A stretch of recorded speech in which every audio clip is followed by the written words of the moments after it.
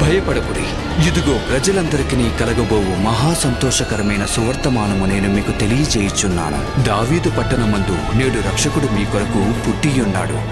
దూతనే చూసామే, భయపడిపోయామే, మెస్సయ్య జన్మవార్తను మేము విన్నామే.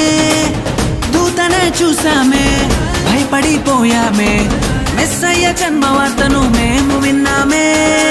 నశించిపోయే మనలను రక్షింప వచ్చాడని సంతోష గానము చేస్తూ బెత్లెహేములో